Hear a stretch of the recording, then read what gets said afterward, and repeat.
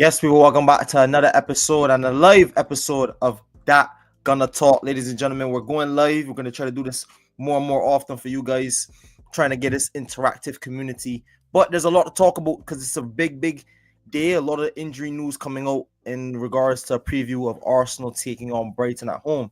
But anyone coming into the chat, don't forget to drop a like, drop a comment down below. We're going to be going for a little bit here. Leave your comments, leave your questions in down below. And to start off with, KP, tell me how you're feeling, my bro. Big one coming up tomorrow in the Carabao Cup. We haven't won a competition in a while. How you feeling? I'm good, bro. Winning streak continues. You know how it is. Arsenal got us confident. Obviously, Carabao Cup it's one I personally really want to win. Yes. We haven't won in my lifespan of Arsenal supporting Arsenal, and obviously, I feel like, given the fact we went to the semi-finals last year, but crashed out quite, poorly, I feel like I need us to rectify it this year. And because our squad's stronger, I feel like I'm confident that we can do that. How about you, bro? How are you feeling for this game coming up tomorrow? Yeah, it's one I look forward to again. Because let me start off and say this.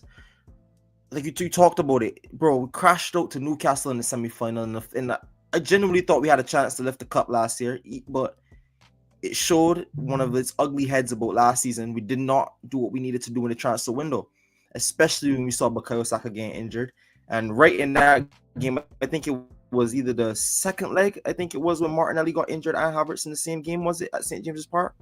So it was a gutting one to take. I almost kind of erased the whole semi-final tie from my mind. But we did have good moments coming up to the game. We did have good moments leading up to the semi-final. I remember the Palace tie was really, really good. I think Bolton also was really, really good. So we've had some moments in the Carabao Cup last season. So I'd like to go one further, go to Wembley, and lift some silverware before the bigger ones, man. But like I said, KP, going into this game, it's a massive one for certain players, especially for players on outlook going into this game. Mikel Arteta had some injury news. First of all, one being a major miss for Gabriel Martinelli. Martinelli has been in real good form, been scoring some goals lately, and he's your guy. I don't want to touch too much on the lineup yet and get into that, but I think that was one of the key standouts for me because I didn't even see when he got injured. How are you feeling ultimately about some of the injury news that you heard coming out today from the manager? Obviously, on Sunday, there's a lot of players that came off the back of some injury news, and Saliba and Martinelli being out is obviously worrying. I think Mikel was saying Martinelli has to do a few scans for them to know the extent of the injury, which, as you said, like I didn't really see him come off or do anything during the game, which means it could have been a muscle pull or something. Maybe he felt as soon as the game ended.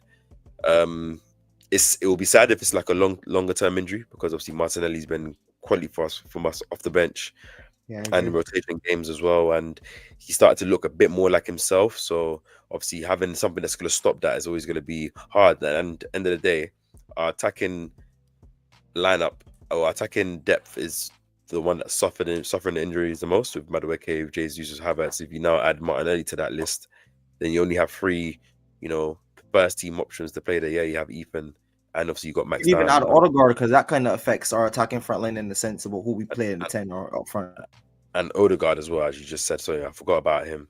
And this it's not ideal. And obviously, this is the type of game that you would have hoped Martinelli would have got starting, would have been able to kind of continue his goal scoring run. But since he isn't going to play, I'm just hoping it's not a long term injury. So we haven't heard any news about how long it could be, but it's just frustrating. Same thing with Saliba, to be honest. But I think Mikel said that he's just that they're going to see how he is. But that's another questionable thing as well. Yeah, and I feel for not only Saliba but also Martinelli, because we just talked about this, how Martinelli's been looking to come back into form. It was a big ask on him when Eze came in. A lot of people questioned to see, well, is Martinelli going to stay? A lot of people were calling for him to be sold in the summer window. So he's had a period for Arsenal over the last month where he stepped up, scoring big goals for this club, especially when Noni Madueke went down with the injury in the City game. He stepped up and was the winner in the City game and kicked on from there, ironically. But it hurts me, man, because you talked about it and we've talked about it for so many times. I genuinely enjoy Martinelli, and I think when used properly, he carries a lot of threat in his team.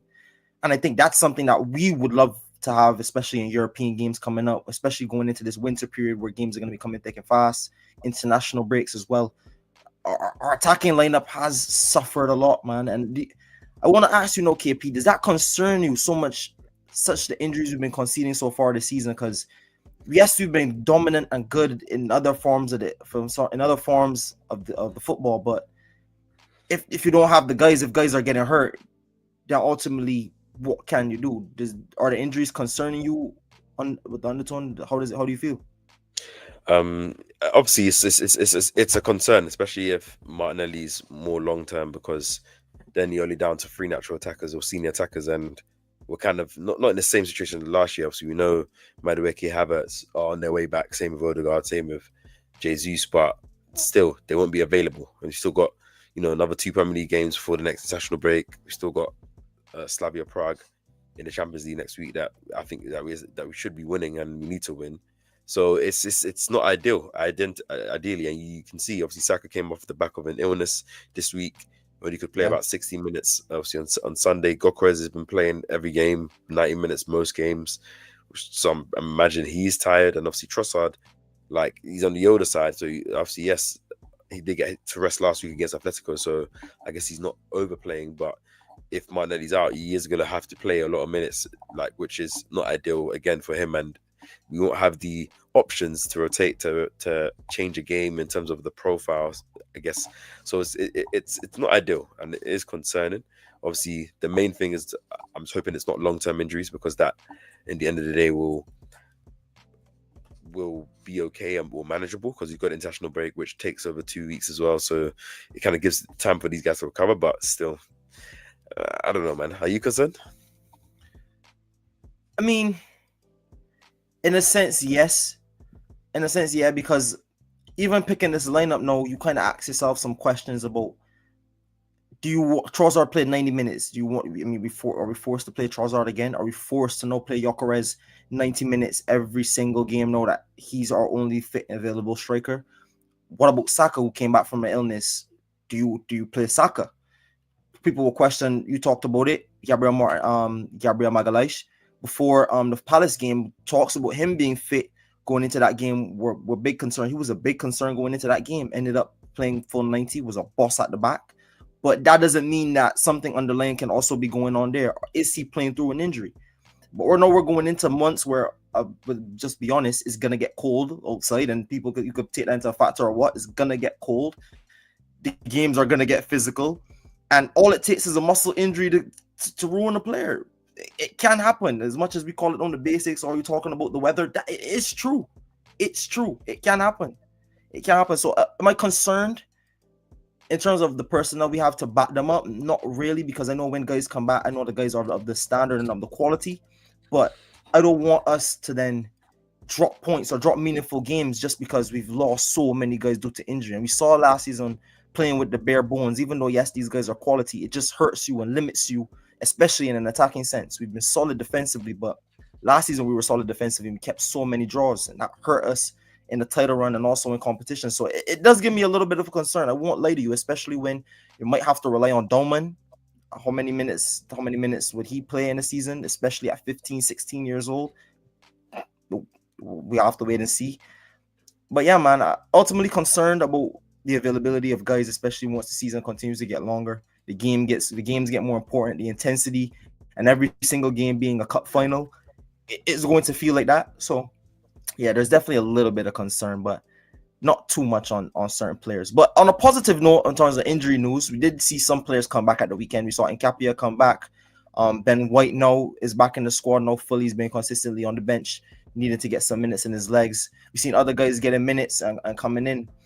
KP, what positives do you ultimately take from the Palace game, and are you looking to see in this Brighton game before we go into the lineup? Positives from the Palace game, obviously Eze getting his goal against his old team, getting his first Premier League goal, and the man of that goal, quality finish as well. It's good. I think obviously another clean sheet, 3 points when obviously our title rivals have been, slipping up in the most recent weeks, obviously, and in general, like as you said, given minutes in KAPE, who I think looked quite, good, aggressive as well. And I Yeah. liked the way he defends and composes on the ball. And obviously the likes of Lewis Kelly as well. And it will be interesting to see how much rotation or how many of these players do feature. Shout out to Loudmouth Football. He says, "Winner, winner, chicken dinner. Liverpool fans stating an end of era after 5 losses." I mean, was it even an error? Technically on the slot. I mean, a season is not really an error. Technically, not a slight at Liverpool fans, but is it really an error if it's only one season? But I mean, hey man, I 5 think losses in a row is stinky. I I think can't like, Liverpool fans need to be a bit That's obviously they need to just be able to firm this period because it will get better. Obviously, yeah, you gotta hope it gets better soon. But at the end of the day, like your quality team, quality players that still need to bed in. Your manager has won the Prem. He is an experienced coach, so he should be able to find a way to pull you guys out of this rut. You just gotta hope that you can do that in the next couple of games because I know your games are difficult and hey, Arsenal can kind of continue to build a gap. Yudi says also you handle Brighton, Calafiori, Timber have been +2 over last season. Yeah, they've definitely stepped up their level beyond last season. It's so funny. I remember that one time. I mean, you made. I think it was like before we played Leicester at home last season. but why we should play a right footed right back and a left footed Why left we back? should why we should be playing Calafiori and Timber fullback because obviously we're just saying obviously like the way that they invert, the way that they can attack, and obviously that was still before they even like developed their role. So, it's crazy still. Yeah, but it's true though because we saw. I mean, even during that season, we had Timber early on playing left back, and you could just see even though he's a naturally strong defender, attacking going forward ways it just didn't flow right down the left hand side. Him always having to come back in on his right foot. It just killed most of our attacks. And you see, with Calafiori being a more marauding left back, how he gets forward and could put an early ball in on his left foot, or even with Lewis Kelly, that ability to go inside on the low, Trossard or Martinelli to run in behind or play wide and carry the ball from the middle. That's also ability Lewis Kelly have. And Timber also has that ability, but he's better with his right foot playing on the right side of center, right as a right back. So yeah, it was something that we realized, and once we looked at and we did the stats, you could definitely see that there was definitely something there. Yuli also says, I think more than the quality, they lack the work ethic. Technical quality doesn't account for the hard work you do expending lungs. I don't know if he means Arsenal or Brighton. No, I think he means Liverpool. Oh, Liverpool. I mean, yeah, I say there's a lack of work ethic in the sense. But if he does mean Brighton, then I think he does mean Brighton. Actually, I think he is right though. I don't see them as like the most hardworking team, even though their technical quality and their build-up play is amazing. Yeah, like, you could see that against Man United in that game where they were able to dominate them physically. Oh, he did say Liverpool. He did say Liverpool. From a Liverpool perspective, I think it's so layered with their issues. If we could just touch on Liverpool just for the sake of it, I think with a lot of Liverpool's has to do with not only where is it head at. I think mentally it's a lot to do with how they've been playing. Like for example, Virgil van Dijk and Kirkes. Every time Virgil van Dijk looks at Kirkes, you can see the reek. He doesn't even want to play next to this guy. And Kirkes feels the pressure playing next to Virgil van Dijk. That's a big player to play next to. Coming into a side like that, and you haven't won over his confidence. Look at Lewis Kelly and Gabriel. What did Gabriel say about Lewis Kelly? When he plays, I feel safe. For an 18-year-old, 19-year-old player to come into not only the best defense in the Premier League and have that confidence of the captain of the defense, that's only going to breed more confidence in the defense. And Virgil and Kirkes hasn't won that from Virgil, and that's why you see so many defensive lapses. When you see Konate is not at the races, Virgil's not at his best, and then you still have problems with Frimpong, who's been in and out the side with injury. And then Bradley, who's not been having the best of seasons. I think that's bound to happen. Just need a bit more leadership, and those guys have to really either get used to playing with each other or get used to even being around each other from the outside looking in. If I could give my 2 cents. No, I agree.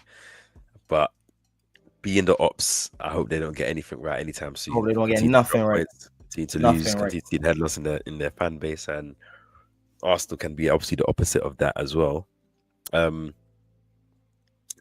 Obviously, speaking about Brighton and this Carabao Cup, obviously, yeah, of course. it is a trophy that I want us to win.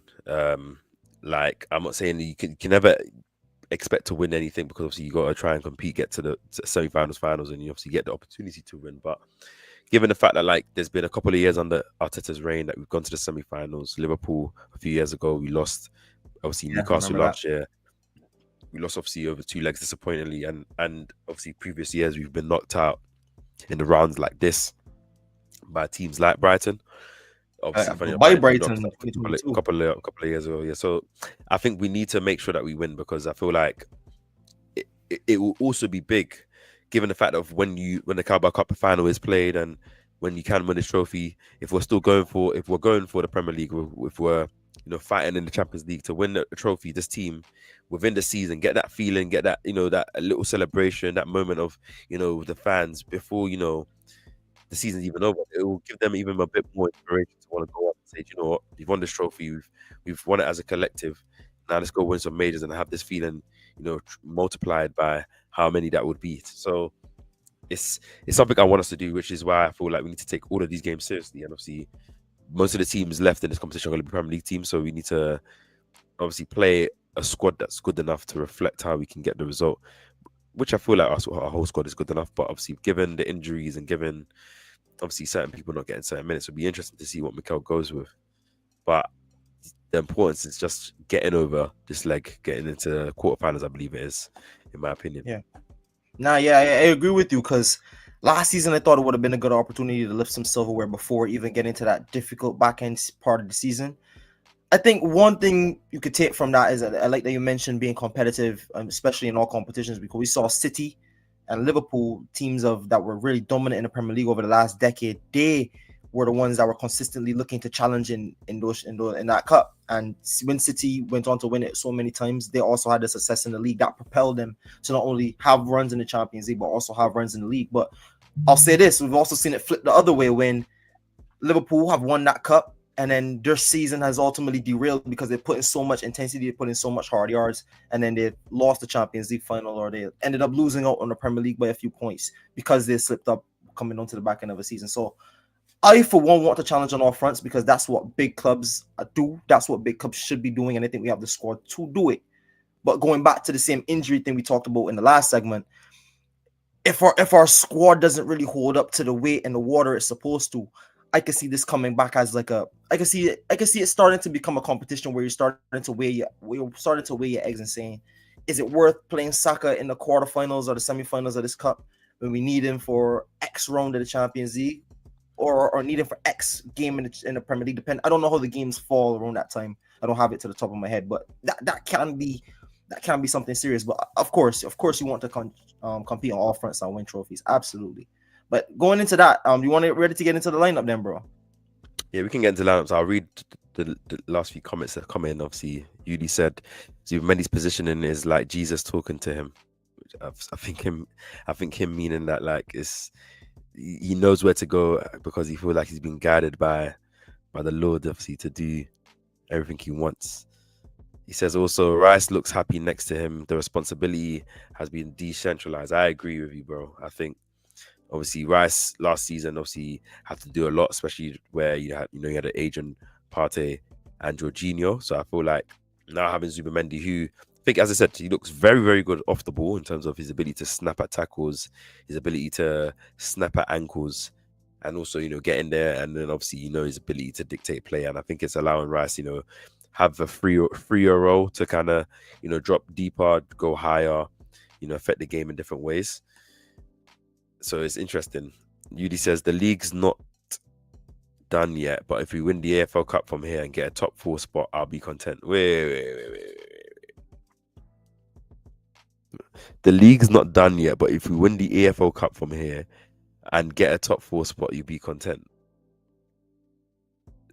Premier League champions spending 450 million will be content with a top 4 challenge, securing 4th maybe, and winning the AFL Cup.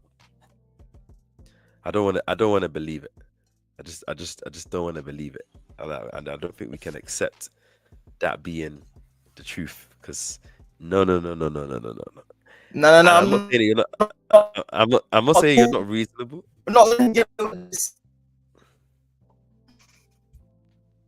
Not let me get away with this. Look, listen. When there's Arsenal fans that always take the slander, that always, bro, Arsenal, respectfully, we haven't won a league title in years. That our ambition to win a league title. I'm not hearing this, bro. If wins the league and we come out and say as fans, oh, we're content, we're not winning the league, we'll take top 4 and a UF and a Carabao Cup. You know how they would slander Arsenal and Arsenal fans. You know how they would slander us. I'm not letting that ride, bro. Especially for a club the size of Liverpool. I'm not letting that rock. When these clubs want to say they're bigger than Arsenal or they're over Arsenal or this or that. No, I'm not hearing that. Don't come in here and then show chest last season as Liverpool fans in general, not just you, UD. But in general, no, I'm not having this. I'm not having this because I think it should be weighed fairly amongst the big clubs, especially for a Premier League top level club, especially for us. Bro, Liverpool are one of the biggest clubs in the world, man. Don't tell me you're just content with a top 4 spot and the EFL Cup. I get the season is not going well, but come on, man. It's too early in the season to get that. Out of here, man. I'm not hearing this. You know about this, so you already know. You already know what that one's, Judy. But shout out to Lachey. He said, "My brother, shout out to my boy. Appreciate you for you tuning into the stream." They got Lachey already. Yudi says, "Brother, I have a rebuttal. Arsenal spent the most over the past many seasons, barring Chelsea. High time, bro. Hey, bro. Well, I already know what I want. I want the league. I also want Champions League, and I want Carabao Cup. I've said all of these things here. Like, I'm not just gonna settle for a top 4 challenge and maybe an EFL trophy this year. At the end of the day, context matters. I'm not gonna deny that, but can't say that right now. This season's still very early. But he said we won." Chest deflate. Oh no way, we'll see. But I do appreciate everyone tuning in. If you are tuning in to this live, please drop a like on the video, whether you're on Gunner Street or you're on KAPE's Pause Up. Please drop a like. Please subscribe if you haven't already to our channels. Hope you're enjoying the live. Get your comments in as well. We read it on screen. We'll converse as well whilst we're talking about this preview. But said you're the only club that looks like you're gonna run away with 2 trophies at least. Yeah. We look good right now, innit? Obviously, and I know you're not doing it in the sense of like trying to put the pressure on us. I know you're a realist fan, so I know you're just calling it how you see it. I agree as well. We look like we are primed to kind of go at least for the Premier League. Obviously, Champions League is a roll of the dice. You never know, and with the other trophies, it's about whether you can be consistent in them in terms of FA Cup and Carabao Cup. But yes, it's still very early dawns, but we're looking good for it. Obviously, I don't know. You want to transition to the lineups? Yes, bro. Let me get the lineups. Pulled up. Well, let me go with really the lineup I thought. No way. Yo, hold on, bro. Take the joke. My laptop died, and I lost the lineup I had, bro. Absolutely lost the lineup I had. So just give me a second. Let me just fix up the lineup for you guys. Unless you want to go through it on screen. You want to go through it on screen? We talk through it. It's up to you. You can fix it up. You go with that? Go for some comments. It's up to you. Loudmouth Football says Timber, Zubi, Calafiori, Magalhaes, stand-up players this season. I agree with that as well. I think we've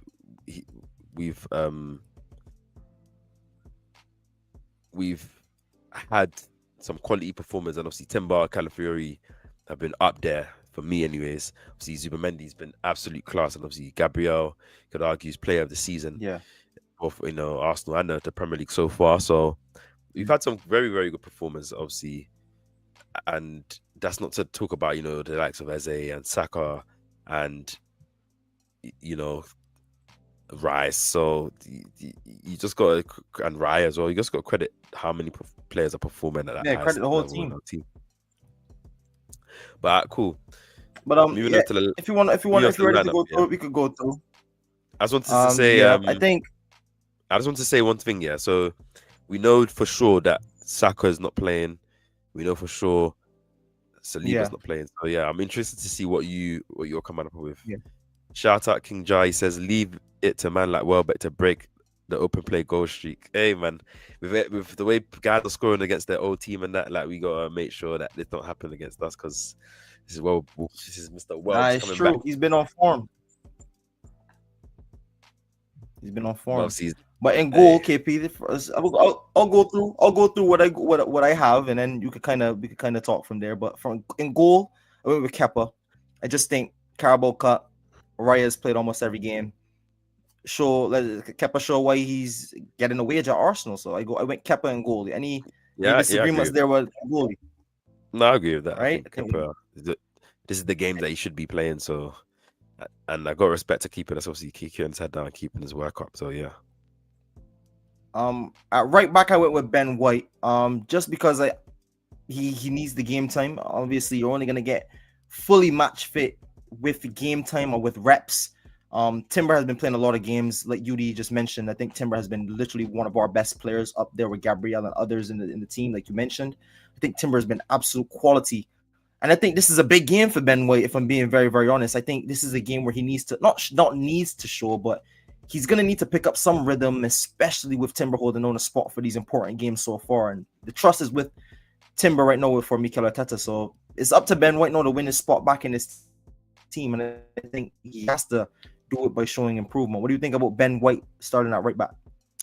Yeah, I think I would have gone Ben White as well. As you said, like Timber's played a lot of minutes this season. It's been excellent, but you want to try and rest players where you can. Ben White, we've been coming back from injury. I think he's been consistently in training for the last couple of weeks, making a match day squad. So give him this opportunity to start at home as well. Hopefully he can get a good performance, get some good minutes in his legs, and compete to potentially get some more minutes in the upcoming weeks as well. So yeah, Ben White for me will be starting this game. So far, Ben White at right back. I went with Christian Mosquera. I'm going to do him as a pair, and Piero Nkapia. No, I think this is where you kind of see the risk, and I'll be honest and I'll show my hand here.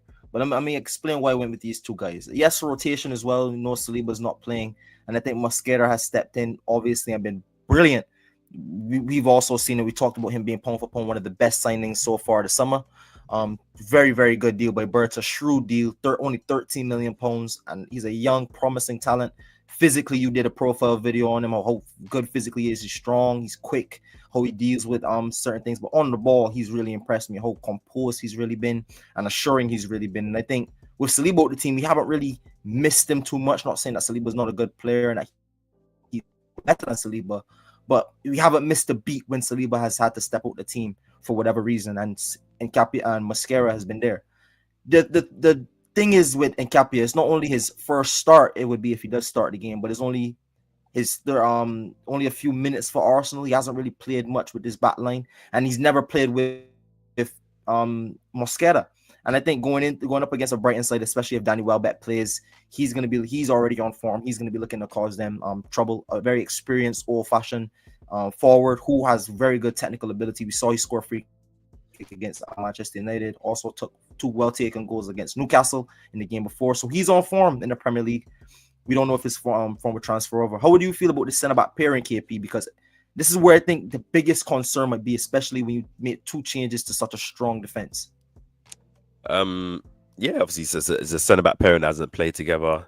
Both, obviously, Nkapia will be getting his full debut, or starting debut, and obviously Mosquera, being, I guess, the most experienced one here, obviously, in terms of being our team, is interesting. But I do understand as well, obviously, Gabriel's, as I said, and I said to you off cam as well, Gabriel's played our most minutes so far this season. And this is off the back of that hamstring injury last season. So, like, you have to protect these kind of things. You have to be wary. And if you have an opportunity to potentially, rest him, even though it's not ideal because Saliba is out, which is making me question if Mikel was going to do it. But it's like, I hope he kind of does give Gabriel the rest, just because if it's risky because it's a cup game, but obviously you want to kind of give opportunity to some of these players as well. So yeah, I'm fine with that as well. To be honest, I think Nkapia should start and start. One thing I say is I think I was watching some Arsenal content earlier, and I did think, I can't remember what podcast I was watching, but they did make a good point about how Mikel Arteta now seems to trust this squad. And I think it was James that made the point. And I think he's becoming more comfortable with the squad. I guess all these players are now his players. So it wouldn't surprise me that Nkapia gets to start, even though it's going to be his first start, and he's only just come back from injury. It wouldn't surprise me, being that he trusts him. He trusts all the guys in the squad, clearly. He's shown that. Yudi says you're going to lose to Brighton if Nkapia and Mosquera play together. And it's a show. And I hear that that could be one of the reasons why, especially with the form Welbeck is in and some of the danger they've had. But I think you guys are going to see what I went with going forward about how to neutralize Brighton's threat going forward. At left back, I went with Miles Lewis Skelly. I think he was brilliant against Atletico Madrid the last time he started. And came off the bench against Palace, and he's going to be looking again to stamp his authority and stamp his place in the team with back-to-back performances. And same thing for Ben White. I think Lewis Skelly is showing now and should be looking to show well. I was a big player at the back end of last season at only 18 years old. Continue to put your name in the hat because, again, the season is long. Calafiori does have an injury record, and even though he's been one of our best players this season, he could be going at any moment in the game. We saw him against Palace go for the knock. And at any moment in time, we could be looking to have Lewis Skelly back at left back again. And again, I'm not worried by it. Gabriel even said it himself. When Lewis Skelly's in the team, I feel safe. And I feel safe when Lewis Skelly's in the team. So for me, I went Lewis Skelly at left back, KP. How are you feeling about this back line? No problem, man. Like, I think the one change that Mikel probably will make is probably he will start Gabriel in this in this game. Because it's a cup game. But if this is the lineup that started and this is the lineup I will go with, I'll be very happy because I feel like it's refreshing.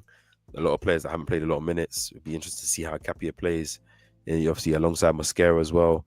And obviously Ben White again back into the team. So yeah, this lineup is very exciting. And I think it should be strong enough to handle what Brighton give us with all due respect. Yep. I have to agree. Now I'll start with the middle of the two who I start at the base and the pivot. I went with Christian Norgard to start. I thought Norgard, he's another player that just come back from injury. He's going to be also looking to cement himself and prove why he's here at Arsenal.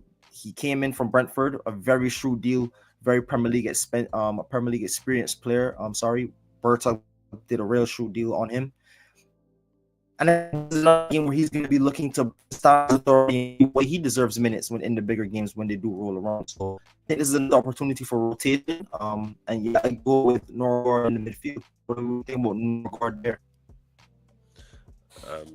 Ladmar Football says in KAPE on left back, Magalhaes left centre back, Mosquera's right centre back. Yeah, I could see that happening as well.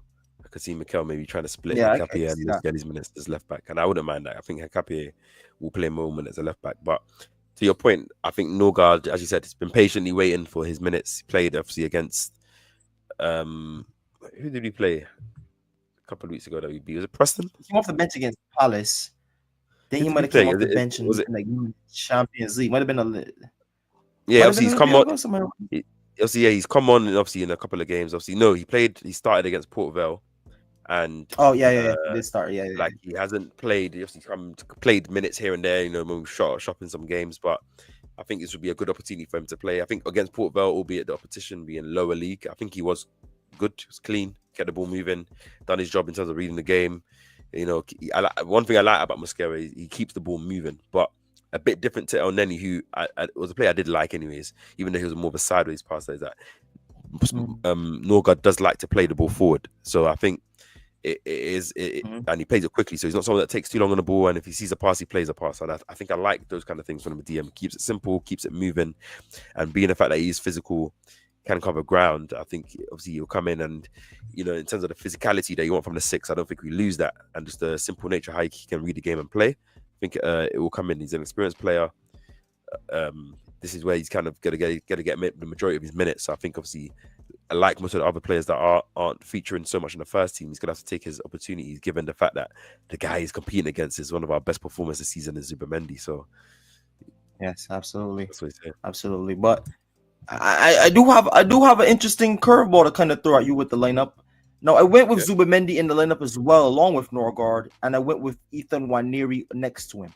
Now I went with this double pivot because I think not only are you having this inexperience at centre back, but when I looked at Brighton's last couple of games and look at Brighton's fixtures, you could win the ball, especially the Man United game. You could win the ball off them in midfield. They're going to take risk after risk after risk. And Zubimendi and Norgard are going to look to win the ball back, and they're going to look to play the ball forward. And when you have someone like who's going to be looking to take his chances, we've seen last season in this competition that he can be clinical in and around the box with space. Scored some wonderful goals last season, and I would like to see Nwaneri kick on and play and score more goals in the 10 and continue to improve in the 10. But I think that's a midfield. I think the midfield, especially, you know, this is an old cliche in midfields where games are won and lost. But genuinely with this Brighton team, when I watched them against Manchester United, every single goal was a Brighton mistake from playing out of the back, playing through the lines. And they take that risk, and they're going to continue to play like that. Even at 3-0 down, they're still looking to play out from the back and take those risks. And the only reason they got back into that game is because Casemiro was taken off. Once Casemiro was taken off, they lost control of the midfield. They scored 2 goals, and then again they give away the ball cheaply, going for the tie. And Mbeumo scores a 4th. But I think you can definitely get at this match, this Brighton team. But you have to be high intensity. You have to win the ball back early. And I think that midfield gives you the opportunity to not only do that, but hurt them with a player like Ethan Nwaneri, who's going to be looking forward every single time. Tell me about that midfield 3, KP. I see you there smiling. I think this might have made you like this lineup. Tell me how you feel about this. I'm thinking, because obviously I was like, you're playing Norgard, you're playing Zubimendi, you're playing Lewis Skelly. You know, Lewis Skelly and Burton tuck in. Norgard is a bit more of a deeper player. Obviously, Zubimendi is obviously a natural 6. You want him to get, you would want him to still get on the ball in the deeper areas, try and dictate, especially from build up. But at the same time, Zubimendi can play higher up. He can, you know, be involved in that press as well. You know, trying to win the ball up higher up the pitch, and him being in the high areas would be good. I was just thinking, obviously, this will be a game to kind of give him some rest as well, just given the fact that he has played a lot of minutes. Like there aren't many games that he's going to be able to rest. You definitely know that when he goes into the international break, he's going to play both games for Spain as well.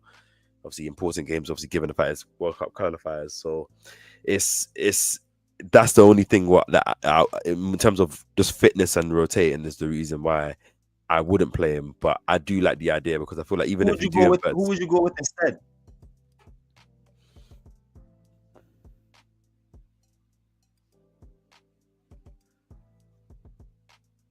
It's a tricky one here. Clearly, it is a tricky one. It is a tricky one. I'll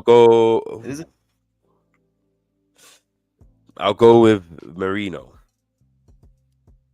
Oh, so you're saying Marino in place of Zubimendi? Yes, I'll put Marino in place of Zubimendi. All right. We'll continue the lineup with Marino in place of Zubimendi. All right, we can do it like that for the sake of this lineup. The reason why I'll go Marino, obviously, what you say is because obviously he hasn't started minutes. Obviously, this is another game that he would play.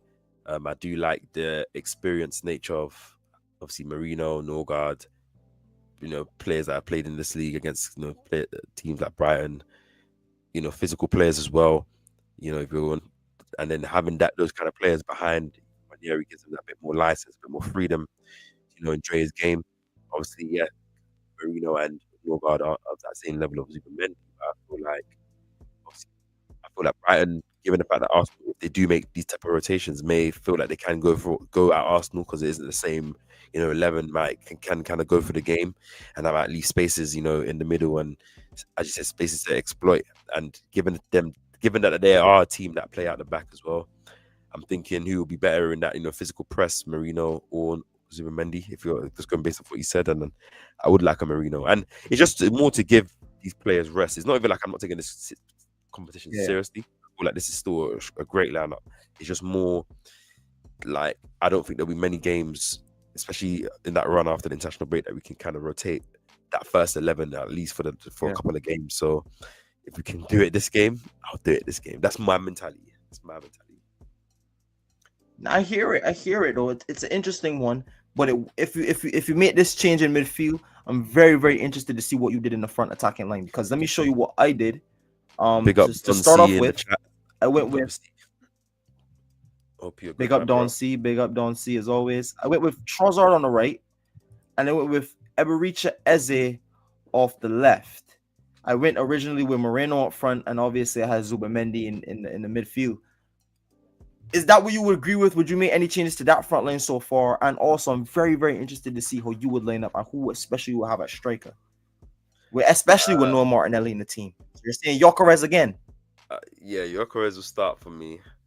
I think you want to get him scoring goals. I think another home game, probably a bit more of an open game, facing his ex-team. Not just only Welbeck coming against his ex-team. Gyökeres used to play for Brighton. So there's a lot of, you know, can be a bit more incentive in his play there. And, you know, although just because with the argument I'm giving for Zubimendi, for some of the other players, Gabriel as well, that that could get some rest in this game. I think because of the lack of, with Martinelli being out, you still got Madueke, Jesus, Havertz out.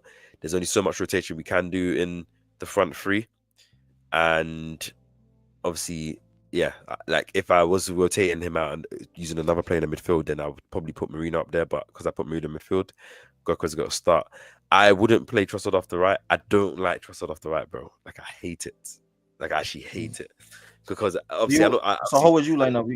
You would put with Trossard off the left, Eze off the right, or Ethan off the right? Play Saka, bro. Oh, play Saka. Yeah, like okay. Now you see the people. This is interesting. This is interesting. Like again, I have.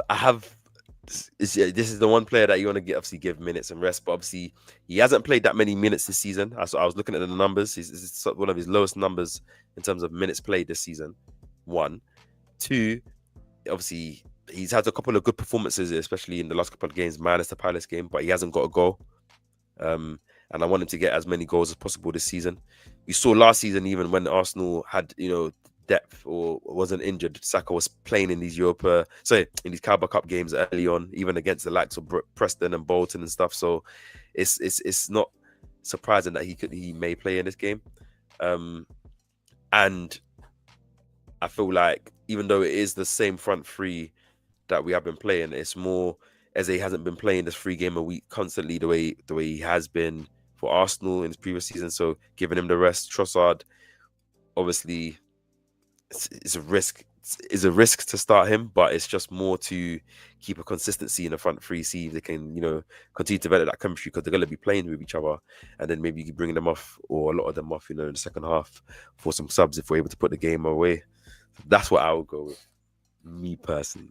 The only argument I would make is the fact that we have so many injuries up front already in attack, and we really can't afford to be losing Gyökeres, especially this early in the season.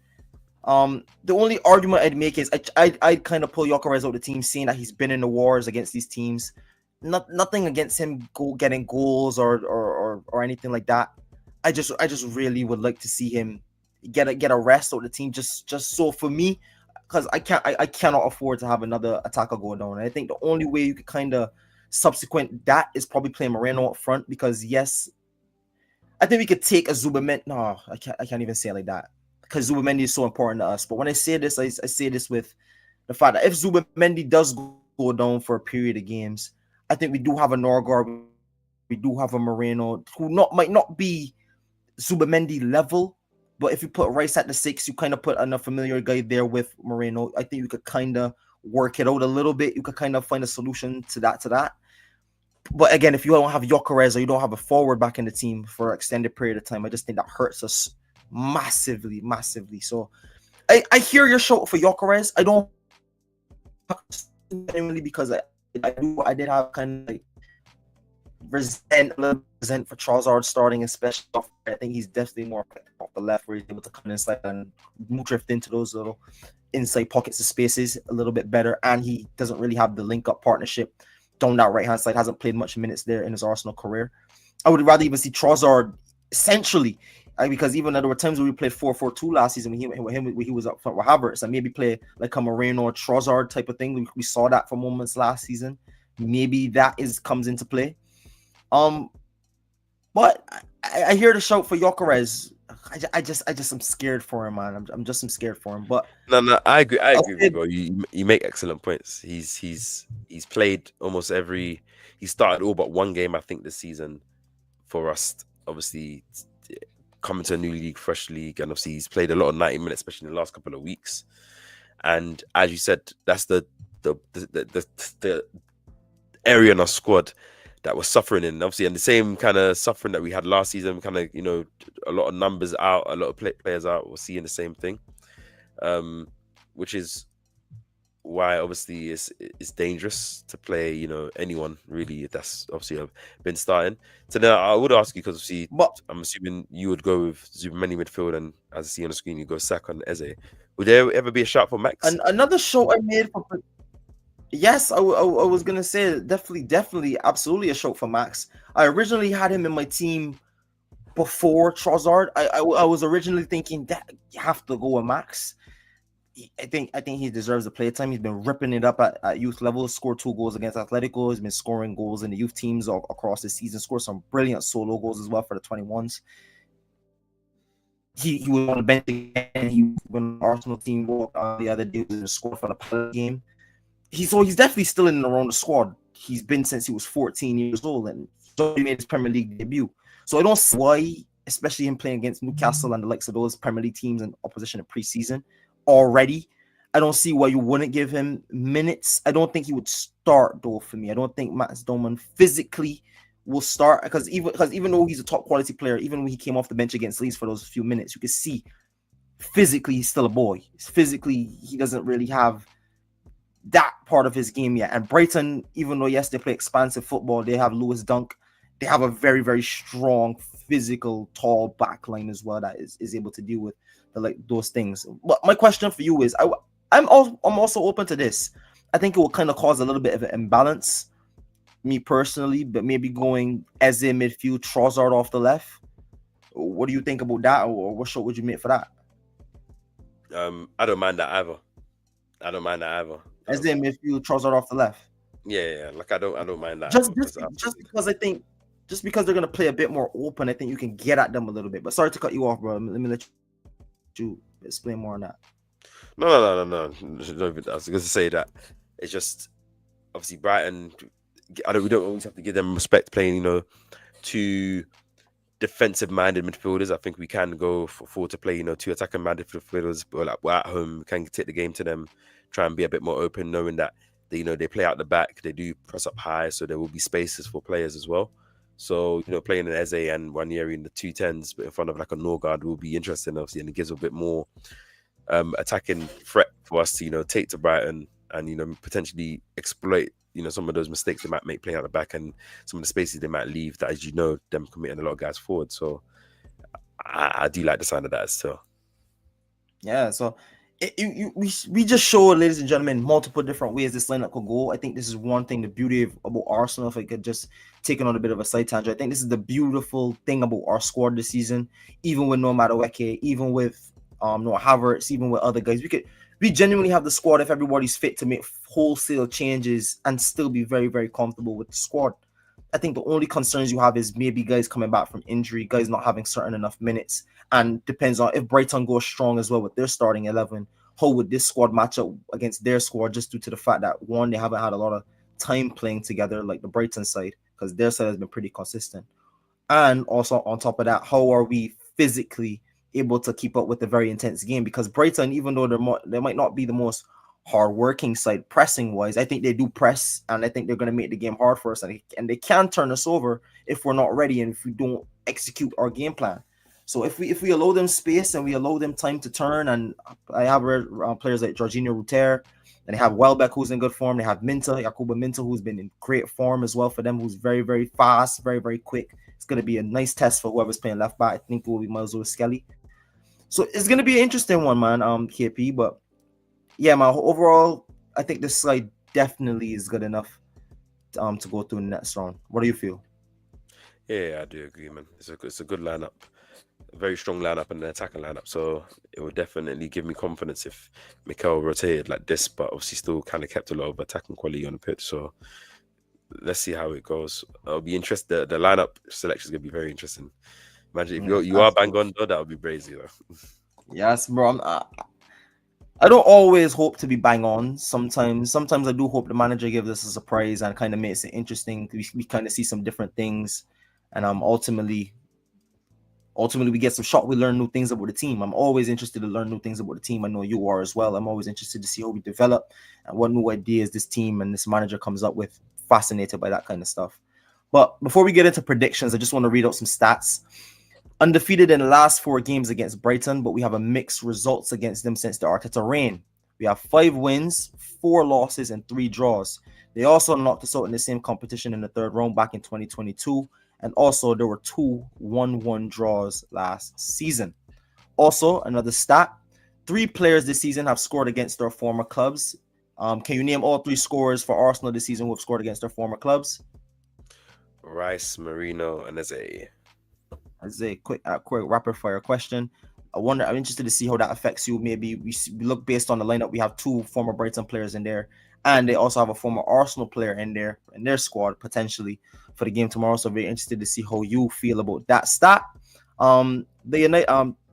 Basically this last stat, Brighton have a mixed results this season. They've beaten Chelsea, they beaten City. They've also beaten Newcastle this season, but they have lost to the likes of Everton and Manchester United. However, those are the only 2 losses they've had in all competitions this season. And the last time we played them, we had that brazy red card, that Declan Rice red card he got for being literally being kicked by a Brighton player. Literally. And that other silly Saliba penalty where the heading of João Pedro, and they said that they gave a penalty for that stuff that we'll never see again. So even though you said 1-1, obviously in the last couple of results, two controversial games that you've seen there. So very, very controversial games. Very, very. Hopefully, like this season so far, Arsenal can kind of handle their business within the 90 minutes without the aid or the need for any refereeing decisions, and we leave it out of their hands to influence the game for us. Obviously, and I like that we've been a bit more smart to not wasting time and get any of these cheap yellow cards that we seem to get all the time. So I'm good about that. Yeah, man, and I think no going into this game, it's going to be more of a test to see how do we respond, because we've given this manager a lot of praise, and I think no is going to be a test of time to see how do you manage the squad, how can you manage the squad through difficult periods, through difficult fixture lists, especially with injuries piling up on top of it. And I think that's kind of what everybody's going through right now. Arne Slot is now finding out about it the hard way. And I think the thing that we're doing is we're getting results while still being able to manage and find our way through it. But KP, going into the predictions now, I gave you all these stats. Like I said, we haven't won this competition since the early 90s. Brighton not just in the third round. We've had a few draws against them, some controversial calls, and we need a winner. I'm sure. I think we need a winner by the end of this game today. I think it goes straight into penalties. So by hook or by crook, we're gonna have to find out who goes through to the next round. So let me know your ultimate prediction. Who do you think goes through, and what is the score? Obviously, I'm gonna back Arsenal to go through. Of course, I feel like we have enough quality to beat Brighton, and my predicted scoreline is 2-0. 2-0, comfortable. I won't with that. All right, go ahead. It's my fault. I won't say necessarily. I'm not saying necessarily comfortable, but I would say Arsenal can handle their business, obviously, and have enough quality to kind of put the game away in regulation time. What was you gonna say? Now I was gonna ask you, does that lineup that we just picked does that lineup win 2-0? Yeah, it can. If the players that are playing there, Mascara, Ben White, Lewis Skelly, we've heard about Wayne KAPE, they all can defend. Kepa is a good keeper, and you have the likes of Norgard. That's all good quality defensive players. Not to mention if we play the team that you gave Marino and Saka, and even if you play Gokras up front, they're both still hardworking. So I think the way Brighton play, I think could feed into Arsenal's hand, because they're gonna back themselves to try to play football. They're not gonna necessarily just go long or result to a low block. Obviously, Arsenal could force them into a low block, but I think they're gonna still try and play out the back. They're still gonna do things that Arsenal can try and capitalize. So yeah, 2-0. What about you, bro? What's your prediction? That's interesting, because I would be very intrigued to see if they do come at us, because I mean, if we do have players like Saka on the pitch who could take advantage of his one-on-one duels, if Saka is ever left for one-on-one, especially in a game like this, I think at full fitness and him ready and raring to go, we've already seen against Fulham how dangerous Saka is as a 1v1 player nowadays, and how his game has risen to the next level. Prediction-wise, I'll go. If he does make those wholesale changes, I just wonder about chance creation and how we do get built into the game. What kind of gives me a little bit of confidence is that the game is at home, so hopefully the crowd gets behind the players. I'll go 2. I don't want to go 2-0 just because you already went 2-0. So I'll go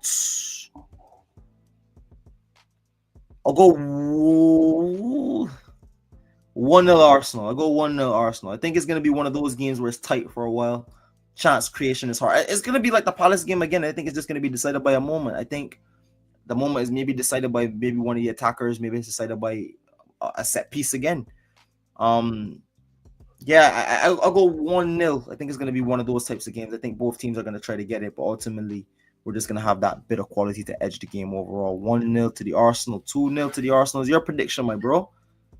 Yeah, I think that I can hear that still. Brighton aren't an easy team to play against. I just think because they'll be the one team that I'll constantly try and play at the back, I think it'll feed it to our hands. I think this game could easily be. I think this game could definitely easily be 2 or 3-0, especially seeing that watching their United result. If they're persistent and playing out of the back and having those principles, even if they're giving the ball away 2-3-0 down, I think if Arsenal are able to turn them over and create open chances and really are clinical in their chance taking, I think this game could definitely be 2 or 3 or hopefully maybe even more.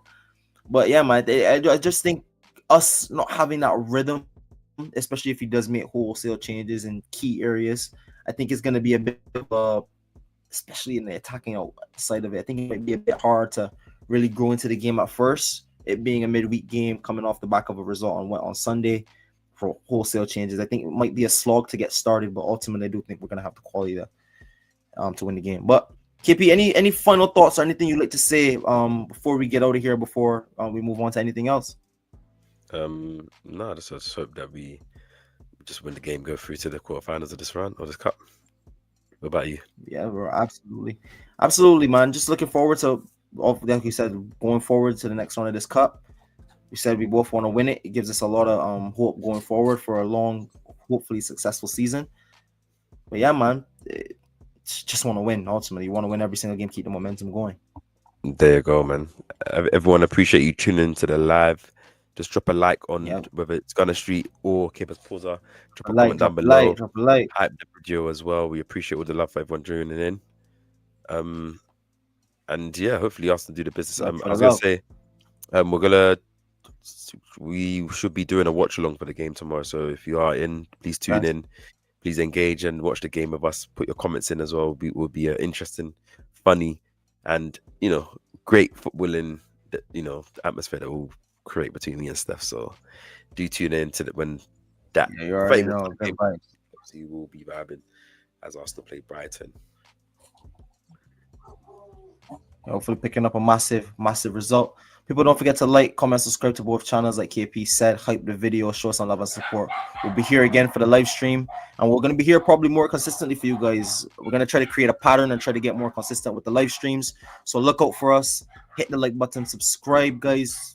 All those things help our channels out massively. And if you like anything we do here, share the video. Share around with anyone that you know is going to like this kind of content or going to like any of our football opinions. We have all types of videos on our channels: player analysis, player breakdowns, analytical videos, reaction videos, anything football related, guys. We have it on our channel. So show some love. We're going to be consistent. We're going to keep posting for you guys. So all the support is definitely appreciated.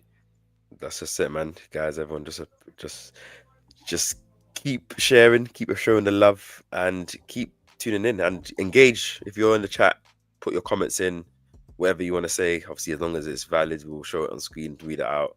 Any questions, we'll debate it between ourselves and you guys. So let's build this community up. Let's build this little family and this little football discourse that we've got going between ourselves. Yeah. Yes, people. Give your predictions in the comment section down below. Everyone drop their predictions. I said we'll catch them, everyone, hopefully in the lab tomorrow. But yeah, drop your predictions for the game. Obviously, Steph's gone 1-0. I've gone 2-0. So let's see who is white. Hopefully it's 9-0 to Arsenal. You always love to see the biggest score lines. I would not be complaining, man, if Arsenal do that still. I quite like to. People. Don't forget to like, comment, subscribe like we said. We're going to keep rambling on forever, but thank you for your love and support. Catch you guys in the next one, people. Peace. Peace. See you live tomorrow.